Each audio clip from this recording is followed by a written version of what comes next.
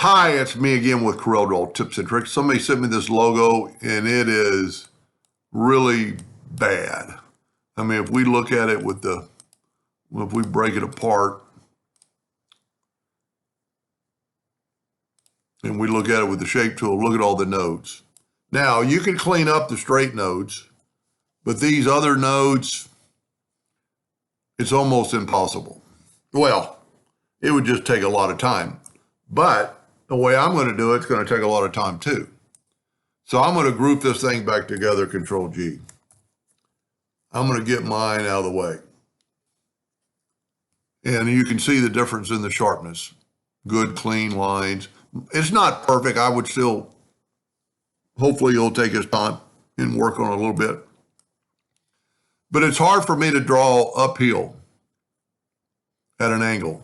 So what I'm going to do, I'm going to get this interior part first. So I'm going to rotate it 45 degrees. And that gives me some lines that I can go up and down, left to right. Now, I'm going to work on this one first. And I'm going to draw you know what, if we take this and we left click, right click, and see it's in black, and I'm going to be drawing in red. So the one I'm doing it for, I changed your duplicate distance to 0, 0.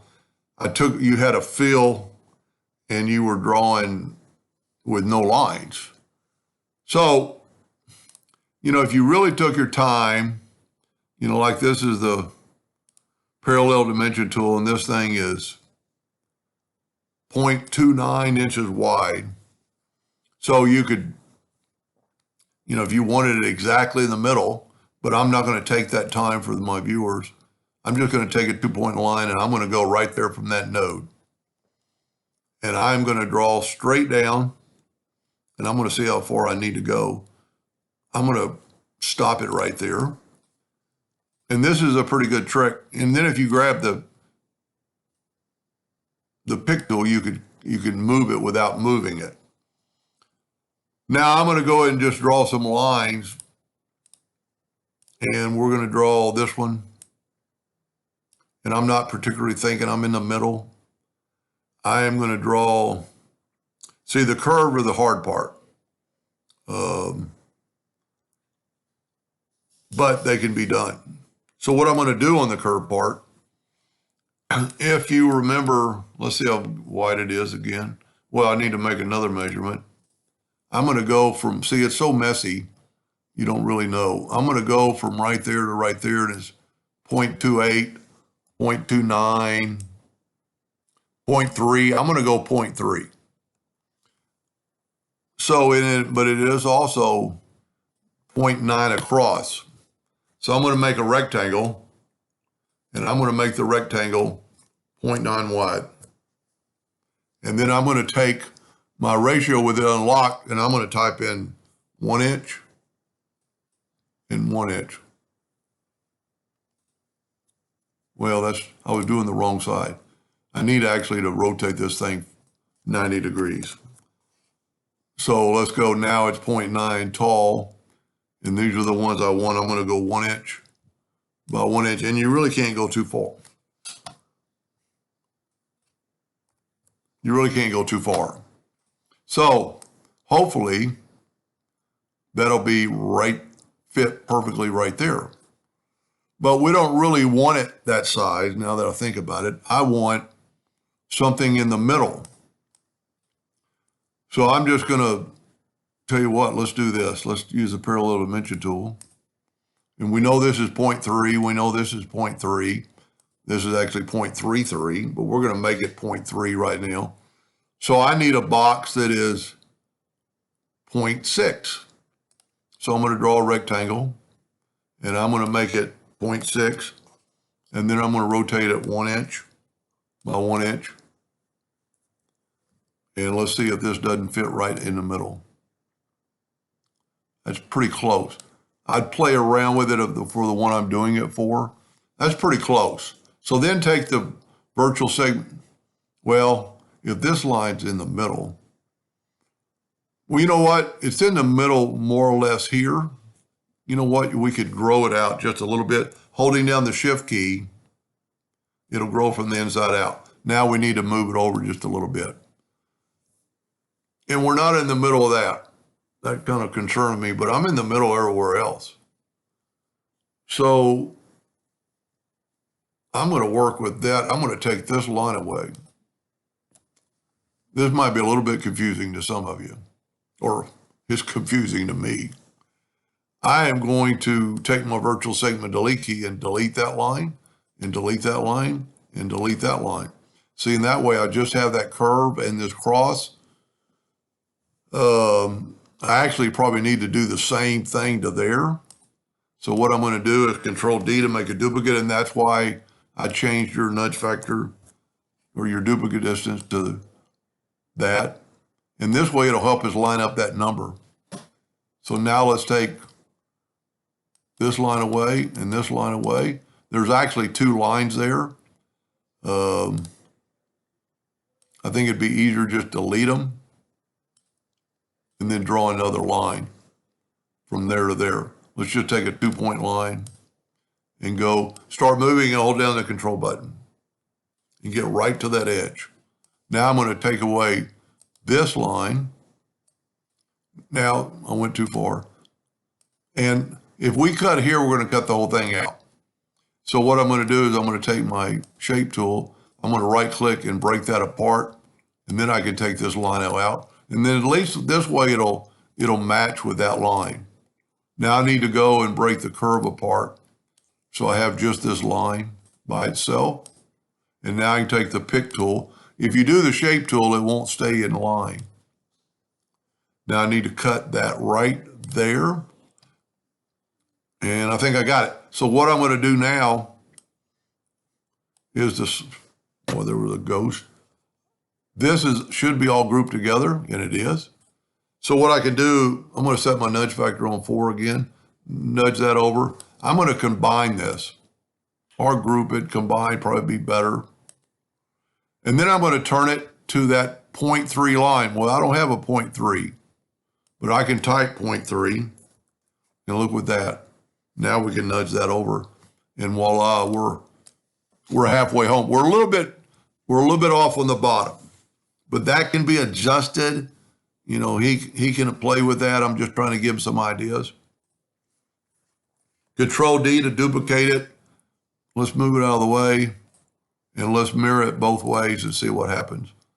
And that's exactly what we needed. Now, I am going to left click, no fill.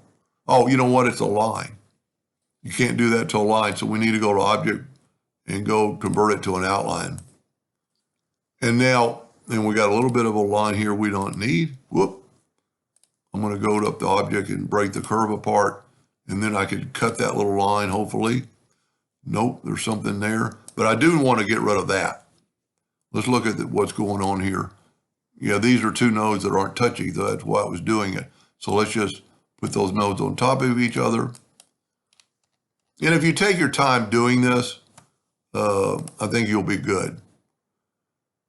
This might even help. I'm going to turn it red. This might even help you align it. See, we're a little bit off on the size, but that's, neither here nor there. He can adjust that. I'm just trying to give some idea. I've set my nudge factor on 0.01, and I'm just going to say my whole thing's off a little bit. Let me see if I'm off that much on this one. Let me nudge this out of the, okay, nudge it back, change your nudge distance to 4. Let's nudge this over. We've got to convert it to an outline, and then we're going to left click, right click, and now let's nudge it back over. Yeah, we're off quite a bit. And there's that telltale line. But this can be changed. And if you look, let me just fix it. Let me take these two nodes and put them together, and then take away this line. And see, the lines are so jagged, who knows what's really it. But we're good on this one. I don't understand why this one's not. So what we can do, this is going to be pretty intense. Let's try to grab all the nodes and just bring them in. more so like that. Now I'm going to nudge that out of the way. Let me just, since I kind of redid this, let me Control D and move it out of the way. Let's rotate it both directions, and let's see if this looks better. And if it'd be a lot better off to grab that corner. And see, we're off this way. So either the drawing's not perfect and it's not, or I'm doing something totally wrong. So we're going to leave that there. We're going to nudge this back, and then we're going to take everything and we are going to reduce it back to 40 or to 0, and see everything came. Now we just need to make, what I would do is take a rectangle and go like from the middle, and you would maybe measure this and you could make your rectangle just like that. Now in a second, we're going to make this thing a 0.3 line, but before we do that, we want to bring in try to go from about the middle, and this might be a 45-degree angle, so you could measure it. I'm going to say that's good. We're going to go right there to right there. You see, I'm not taking a lot of time, and then I'm going to delete these lines. And you could almost duplicate that over, but we're not. And if I think of an easier way to do it, I will make another video. So here we can actually go from like the midpoint of that line and have your lines touch and go from the midpoint down, and then delete these lines, that line, and that line. Now, if you remember, we have this, our nudge factor still set on 4. This is still grouped together, so we can do that. Now, we don't want to, these lines are already 0.3. So let's take this and nudge out of the way, take this, nudge out of the way, and let's grab these lines. And I think it'd be better to combine them and then turn them into 0.3. Yeah. So what I should have done, let's back up here.